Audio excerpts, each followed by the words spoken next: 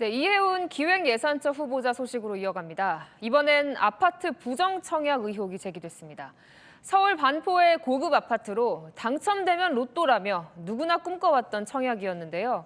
청약 점수를 높이기 위해 결혼한 장남을 미혼이라고 하고 함께 사는 부양가족으로 등록했다는 의혹이 나오고 있습니다. 정성원 기자입니다.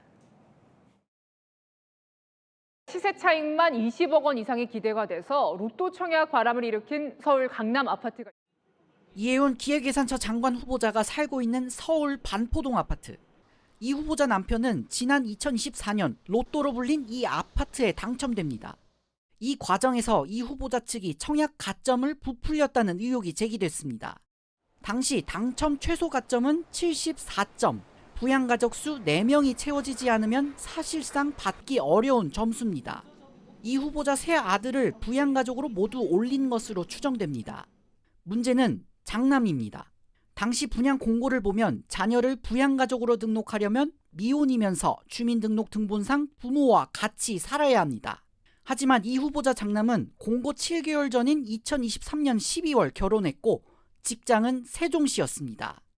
혼인신고는 이후에 했지만 사실혼 관계였고 세종에 살면서 마치 미혼의 반포동에 함께 사는 것처럼 위장해 청약 점수를 높였다는 의혹이 제기되는 겁니다. 현행법상 거짓이나 부정한 방법으로 주택 청약을 하면 당첨 취소와 청약 제한은 물론 형사 처벌까지 받을 수 있습니다. 지금이라도 이혜훈 후보자의 당첨을 즉각 취소하고 이혜훈 후보자에게 엄중한 법적 처벌을 할 것을 강력하게 촉구합니다. 이 후보자는 불법한 일은 없다는 입장입니다. 불법 부당한 일은 없었고요. 그리고 청문회에서 소상히 설명을 드리면 충분히 납득하시리라고 믿습니다. 채널A 뉴스 정성원입니다. 네, 앞서 보신 것처럼 로또로 불렸던 이 아파트, 당첨 후에 부정이 적발된 사례가 적지 않았습니다. 모두 청약 가점 올리려고 위장 전입한 사례였고 당첨이 취소됐습니다. 이혜훈 후보자는 어떻게 비껴갔을까요? 계속해서 강보인 기자가 보도합니다. 이혜훈 후보자 가족이 청약 당첨된 이 아파트에서는 계약 마감 후 계약 취소가 50건 발생했습니다. 공급 물량 292건 중 4분의 1이나 계약을 하지 못한 건데 그중 40건이 청약 요건이 안 되는 부적격 당첨자였습니다. 부적격 40건 모두 이유는 이 후보자가 받고 있는 가족 위장 전입 사례였습니다. 계약할 때 모든 서류들을 준비해서 오라 그러거든요. 그때 아마 탈락자가 꽤 많았던 걸로 알고 있거든요. 2024년 당시 국토부가 이 후보자 아파트를 포함해 인기 청약 단지를 조사해 적발한 건데 이 후보자 가족은 적발되지 않은 것으로 보입니다. 국토부 관계자는 부정 청약 조사는 1년에 2번 정도 하고 특별 조사도 한다고 밝혔습니다. 부정 청약 가능성이 큰 단지를 선정한 뒤 제출 서류들을 살펴보고 필요하면 현장 점검도 하는 방식입니다. 한 정부 관계자는 이혜훈 후보자의 경우 장남이 혼인신고를 안 했으니 미혼이 아니라는 사실을 서류만으로는 알 수 없었을 것이라고 전했습니다. 천하람 개혁신당 원내대표는 이 후보자가 사후 검증에도 걸리지 않게 청약 이후에도 장남과 동일 세대를 유지하고 장남의 혼인신고까지 미룬 정황이 있다고 주장했습니다. 이 후보자 가족 5명은 청약 접수 다음 날 서울 용산 장남 전셋집에 다 함께 전입신고했습니다. 여권에서도 사퇴 요구 목소리가 나왔습니다. 총체적 문제던데. 그래도 저는 사퇴해야 한다고 생각합니다.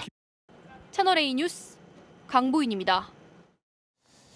이 이혜훈 후보자 가족의 175억 원 재산 증식 과정을 보면 그 중심에 이 후보자의 시어머니가 있습니다. 가계도를 보겠습니다. 자, 이 후보자의 시어머니가 대를 이어서 재산을 불리는 데 영향을 미치는데요. 일단 며느리죠. 이혜훈 후보자에게는 무이자 대출을 해주고, 자, 그 이어 손자들에게, 그러니까 이 후보자 아들이 3명인데요. 손자들에겐 가족 주식을 증여하고 주택이나 토지 증여하고 상가를 사서 또 이 손자들에게 팔기도 합니다. 일반인들은 쉽게 생각하기 힘든 방식의 증여라 좀 복잡해 보이는데요. 핵심은 결국 손자들이 제대로 증여세를 냈느냐입니다. 자, 어떤 부분에서 꼼수 의혹이 제기가 되는 건지 손인혜 기자가 정리했습니다. 이혜훈 기획예산처 후보자 시어머니가 지난 2024년 6월 이 후보자에게 2억 원을 빌려주며 쓴 차용증입니다.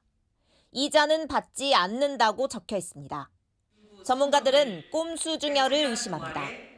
세법상 가족 간 대출 이자율을 적용하면 2억 원 대출 연이자는 920만 원 정도, 친족 간 증여세는 10년 기준 1,000만 원까지 면제해주니 세금을 안 낼 정도인 딱 2억 원까지만 빌린 것으로 보인다는 겁니다.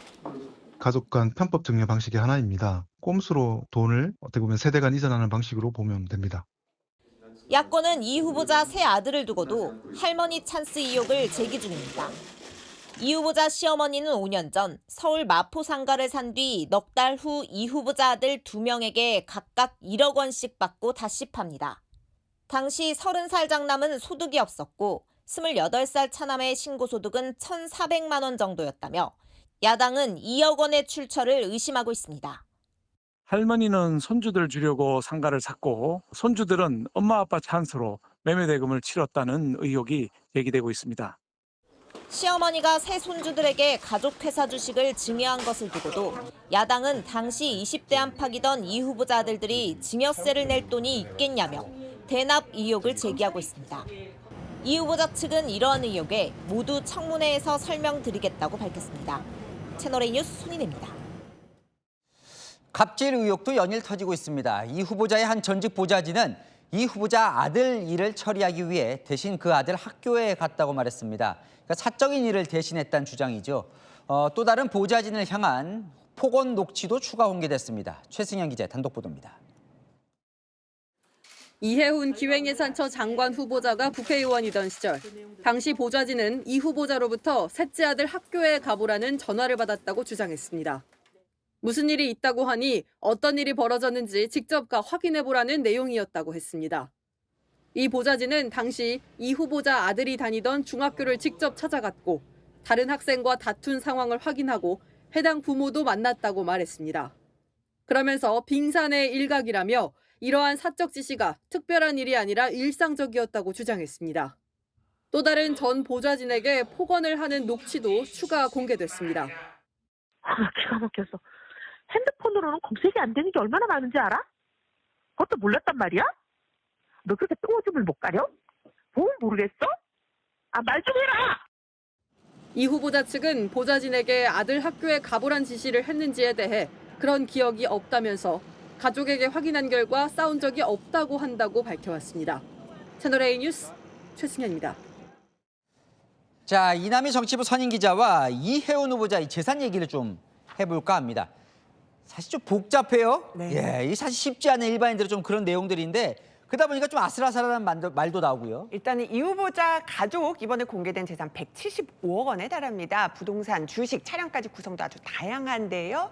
그런데 정치권에선 이 후보자가 뭔가 아슬아슬한 재테크로 재산을 불렸다는 평가가 나오고 있습니다. 심지어 오늘 가장 논란이 되는 건 청약 얘기인데 결국 부동산 얘기예요. 뭐가 아슬아슬한 거예요? 일단 이 후보자 남편이 2년 전에 굉장히 로또 청약으로 관심받았던 서울 반포 54평 아파트 청약이 당첨이 됩니다. 당시 분양가가 36억대인데 현 시세 80억에서 90억 원대로 이제 추산이 됩니다. 이 74점 턱걸이로 당첨된 것으로 보이는데 그러려면 부양가족 수가 최소 4명이 되어야 하거든요. 그런데 장남을 부양가족으로 넣었냐가 논란의 핵심입니다. 그리고 이제 장남이 이제 논란의 핵심인 건데 정확히 좀 쉽게 설명을 해주시죠. 자, 자녀를 부양가족에 올리려면 조건이 있습니다. 미혼이어야 되고요. 부모와 같은 주소에 같이 살아야 한다는 건데요. 그런데 장남은요.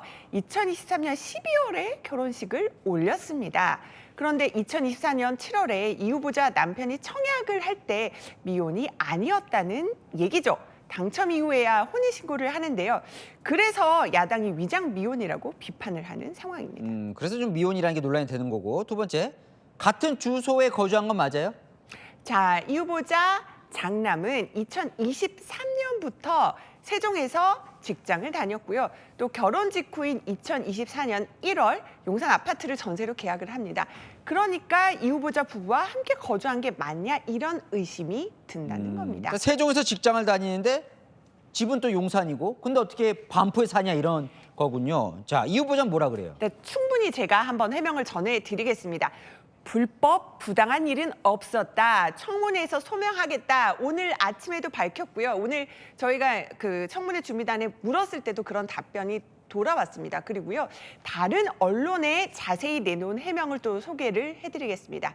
평일에 장남은 세종의 직장이잖아요. 세종에 있고 며느리는 용산 친호집에 살고 주말엔 장남 부부가 이 후보자 부부집에서 함께 지냈다는 겁니다. 그러니까 문서상으로도 문제가 없다는 겁니다.